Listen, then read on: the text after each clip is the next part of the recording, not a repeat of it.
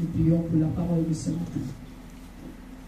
Seigneur, merci pour ta fidélité et pour ton amour. Toi qui nous as conduits dans la louange, dans l'adoration de ce matin. Toi qui règnes. Ta présence est effective au milieu de nous. Seigneur, tu veux continuer à nous instruire au travers de la parole prêchée en ce moment. Continue à disposer les cœurs et les pensées. Et laisse que, Seigneur mon Dieu, que cela soit ici ou partout au travers du monde. La portion que tu as réservée à chacun, Seigneur, soit reçue avec action de grâce. Merci parce que les plans et les projets de l'ennemi ici sont renversés. Et que toi seul tu règnes en Seigneur et Maître. Au nom puissant de Jésus, nous avons prié. Amen. Amen. Bien-aimés, assurons.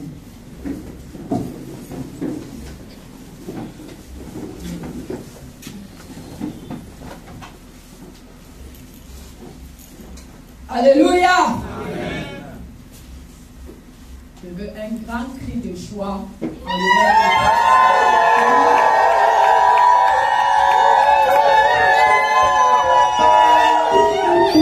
Bien-aimés, nous sommes dans la joie parce que le Seigneur fait de nous en permanence, il fait pour nous des grandes choses. Alléluia. Amen. Et ce matin, il nous permet de nous réjouir parce qu'aujourd'hui, au Cameroun, bien aimé comme dans beaucoup de nations, vous savez qu'aujourd'hui c'est la fête des mères. Alléluia. La fête des mères, c'est une fête quasi universelle. Contrairement aux autres fêtes, bien aimé, cette fête, pratiquement, est dans tous les pays. Pratiquement tous les pays ont dédié un jour pour la fête des mères. Peut-être ce n'est pas le même jour pour certains, comme aujourd'hui le 29 mai 2022, mais chaque année, bien aimé, chaque pays dédie un jour pour la mer. Parce que la mer est précieuse. Alléluia. Amen. Il y a même un pays au sud de l'Asie où les populations ont dit, où certains ont dit, dédier un jour pour la mer, c'est réduire sa valeur. Parce que quand on regarde ce qu'elle a fait, ce qu'elle fait, l'humanité qui existe, parce que la mer est, ils ont dit en réalité, chaque jour doit être particulier pour qu'on apporte les soins à la maman. Alléluia. Amen. Et le peuple de Dieu que nous sommes ne peut pas, à des événements comme ceci, passer d'un revers de la main, bien aimer ces moments. Parce que le Seigneur a accordé la grâce aux enfants de Dieu d'avoir des mères. Dieu, c'est le créateur du ciel et de la terre. Il est notre Père. Mais, pour illustrer la personne qui rassemble le mieux, bien aimé, la personne qui prend mieux soin, lui-même s'est identifié à une mère et à une mère poule. Nous allons lire cela dans le livre de Matthieu. Matthieu, chapitre 23, verset 37b.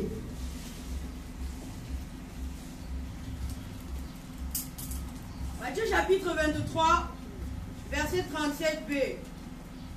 Combien de fois ai-je voulu rassembler tes enfants comme une poule rassemble ses poussins sous ses ailes, et vous ne l'avez pas voulu. Amen. Alléluia. Amen. Rassembler ses enfants, les protéger comme une mère poule.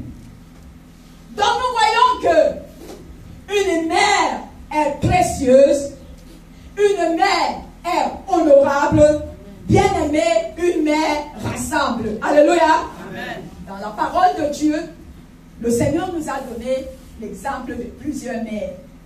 Mais ce matin, c'est au travers de l'histoire de Anne que nous allons partager. Et c'est pour cela que le thème de ce jour, c'est Anne, la mère de Samuel. Anne, la mère de Samuel. Alléluia. Amen. Et nous allons lire dans le livre de 1 Samuel, chapitre 1, verset 2 et verset 8 à 11. 1 Samuel, chapitre 1, verset 2. 1 Samuel, chapitre 1, verset 2. Verset 2. Il avait deux femmes, dont l'une s'appelait Anne et l'autre Pénina. Pénina avait des enfants, mais Anne n'en avait point. Amen. Verset 8 à 11.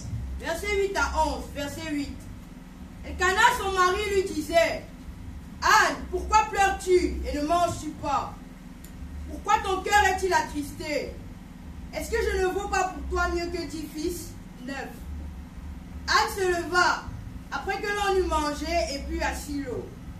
Le sacrificateur Élie était assis sur un siège, près de l'un des poteaux du temple de l'Éternel. 10. Et l'amertume dans l'âme, elle pria l'Éternel et versa des pleurs. 11.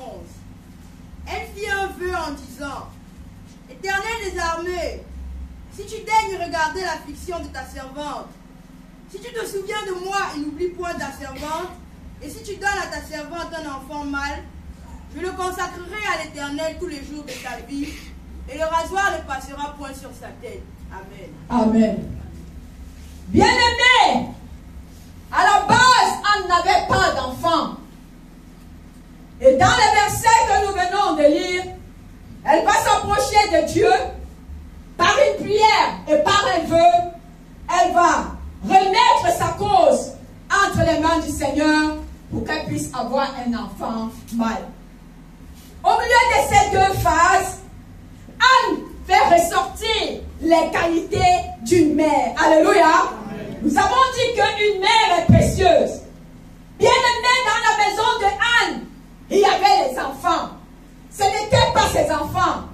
Mais Anne n'a pas été celle qui écrit à faire preuve de méchanceté, preuve d'égoïsme, preuve de maltraitance vis-à-vis des enfants qui étaient dans sa maison. Alléluia. Amen. La Bible ne ressort pas une mauvaise action de Anne vis-à-vis de ses enfants.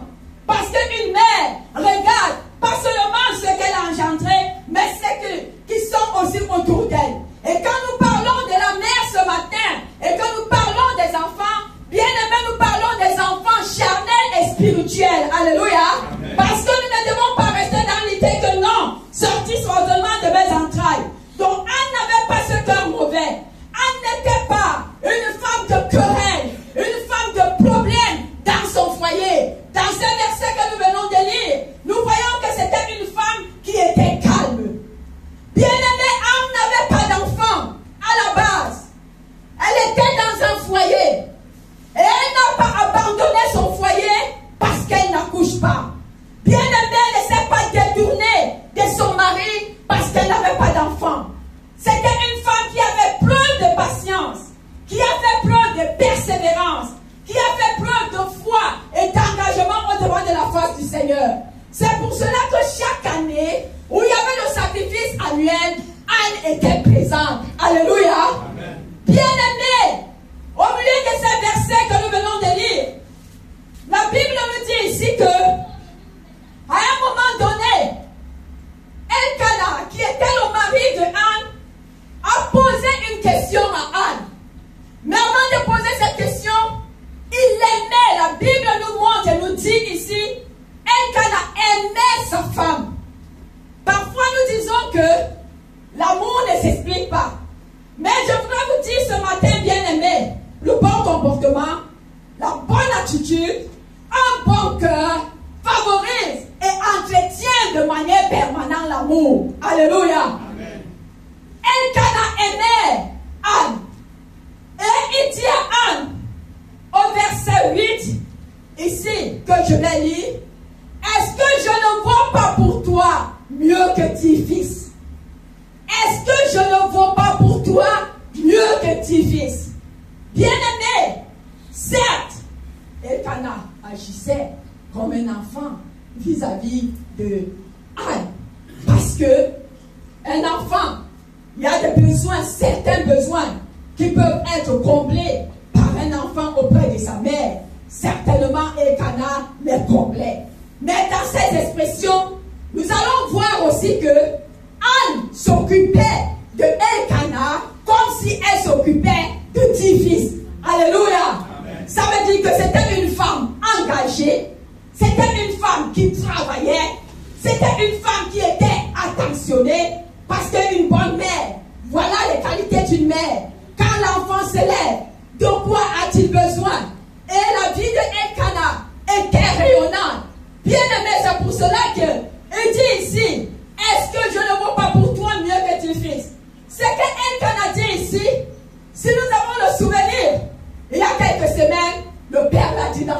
communauté. Alléluia. Amen. Notre Père ici présent, de son propre témoignage, a dit combien il est content d'avoir auprès. Alléluia. Amen. Alléluia. Amen. Une maman, une mère si merveilleuse. Il a dit, je n'ai plus besoin, je n'ai pas besoin d'aller, de souffrir pour acheter quoi que ce soit. Les habits que je porte, ma mère, ma femme, mon épouse connaît déjà le goût. Et quand je me lève le matin, ce que je dois porter est déjà là. Les chaussures que je dois mettre sont déjà là. Alléluia. Dans son alimentation, ce n'est pas que je vais tomber malade demain, après-demain. Elle veille, elle prend soin. Alléluia. Dans son travail, elle est à l'écoute pour amener le conseil nécessaire pour que tout aille bien. Alléluia. Bien aimé, c'est pour cela qu'année après année, nous sommes là depuis. Et nous sommes là avec eux. Et le Seigneur nous a permis de contempler. Quand nous regardons notre Père, n'est-il pas chaud? Comme le Yinda. N'est-il pas beau? Comme le Yinda.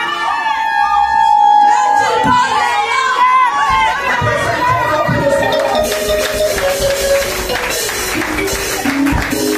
bien-aimé? C'est comme ça que Anne s'est activée. Comme notre maman ici ce matin. Alléluia. Et cette joie était donc dans la vie de Elkana. Il a dit à Anne, tu n'as pas d'enfant, je vaux mieux pour toi que tes fils. Bien aimé, ça a été des paroles positives qui ont donné un élan nouveau à Anne. Parce qu'une mère, elle a aussi fait de chair. Elle peut avoir des faiblesses. Anne avait eu des moments de passage de faiblesse. Mais elle a su regarder les paroles qui relèvent, les paroles qui réconfortent, les paroles qui poussent en avant. Et elle s'est levée. La Bible nous dit que elle se lève à ce moment. Dans la maison de l'Éternel, elle va faire une prière accompagnée d'un vœu. Il y a des prières dans la parole de Dieu. Il y a des vœux dans la parole de Dieu. Mais véritablement, les plus redoutables, je dirais les prières et les vœux osés, on trouve très peu. On a demandé, je n'ai pas d'enfant.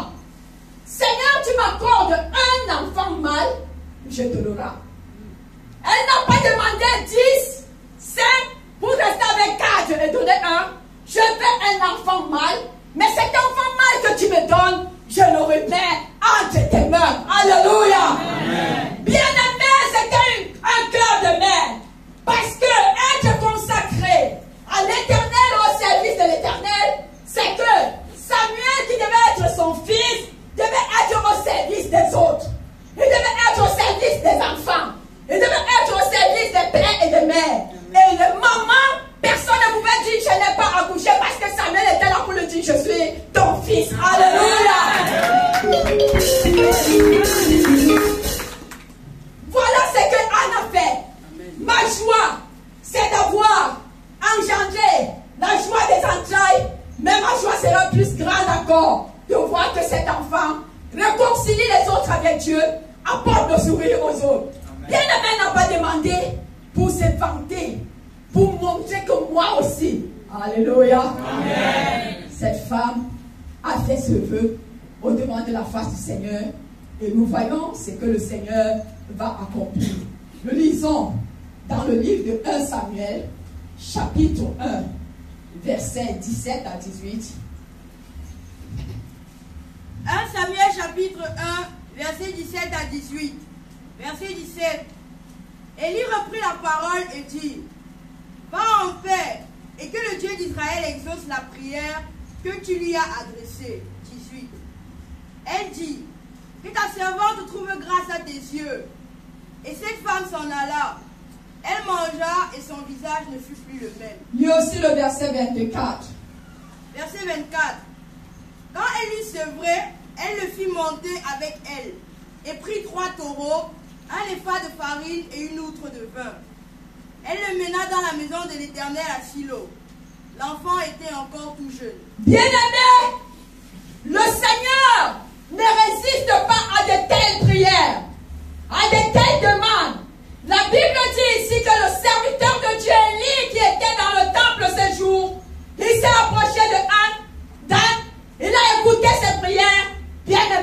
béni sa servante. Anne a eu confiance en Dieu. Elle a eu confiance aux serviteurs, aux hommes que le Seigneur avait établis. Alléluia. Amen. Dieu va lui exaucer sa prière et Dieu va lui donner un enfant. La Bible nous montre ici une maman qui est fidèle.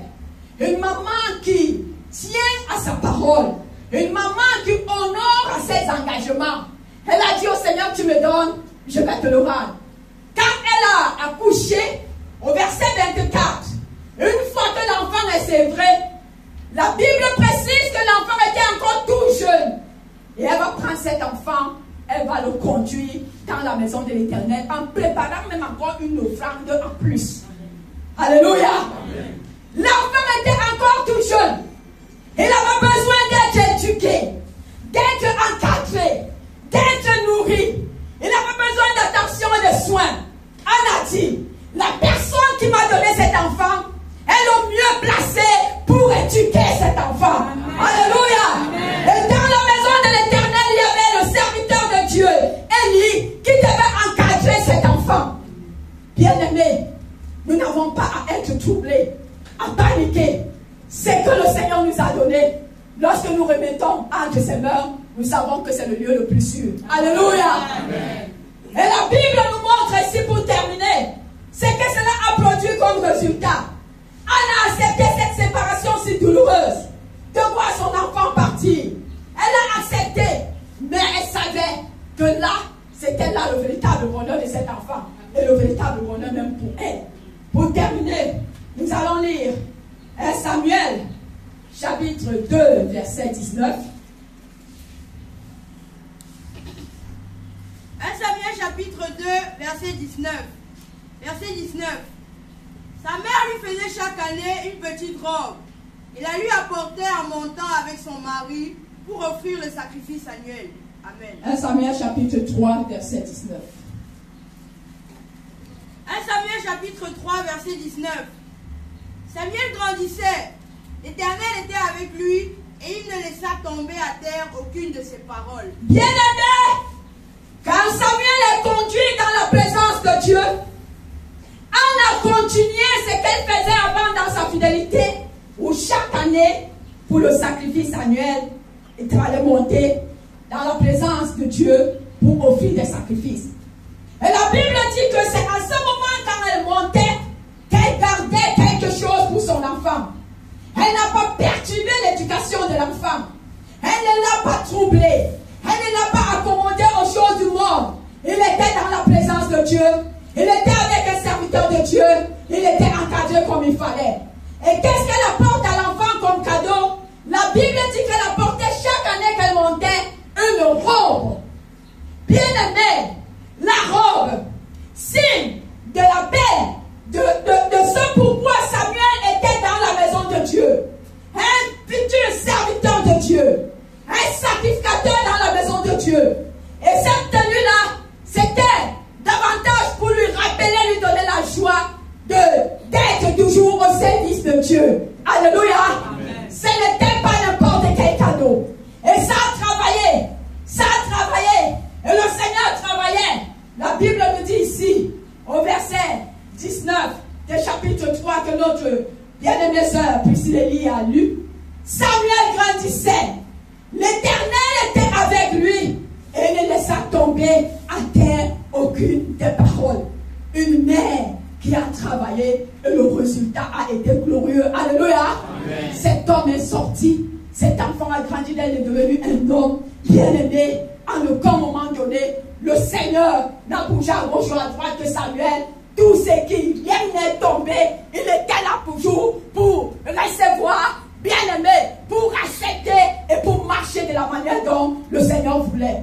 Samuel est sorti, ce grand prophète dont l'onction a été parmi les onctions les plus redoutables que nous avons vues dans la parole de Dieu. Alléluia. Amen. Voilà ce que la mère accomplit dans la vie, bien-aimé, pour les enfants de Dieu, pour les réconcilier avec Dieu. Anne. Anne. Yes. Anne signifie la grâce. Amen. Anne signifie la supplication. Amen. Alléluia. Bien-aimé, notre Elkanah, le Seigneur nous a enseigné. Le Seigneur nous a instruits. Mais il savait qu'un jour dans cette communauté, le Seigneur a choisi de changer le nom de notre mère ici présente en celui d'Anne. Alléluia!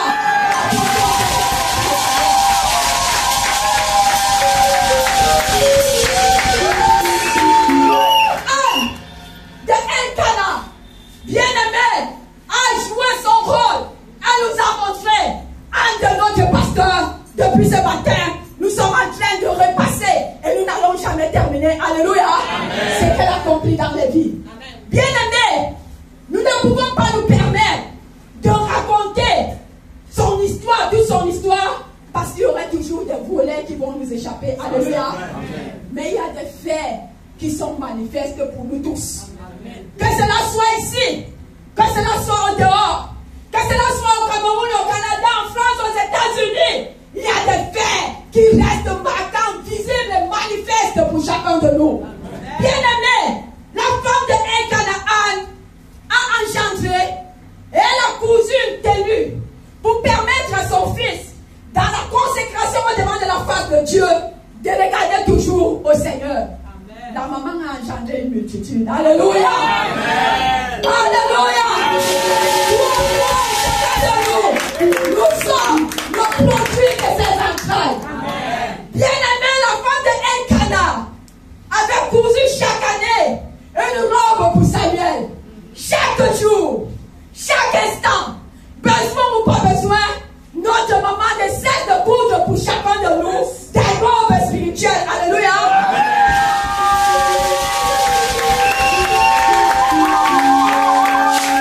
Et ces robes, bien-aimées, c'est pour mieux servir le Seigneur. Comme moi qui prêche ce matin et je veux danser pour la gloire de Dieu.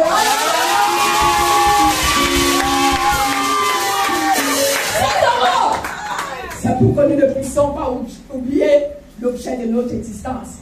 Et le Seigneur nous a appelés pour son service. Alléluia. Bien-aimés, c'est pour cela que, en ce jour solennel, en ce jour de la fête des mères, nous nous tournons vers notre papa pour demander sa permission.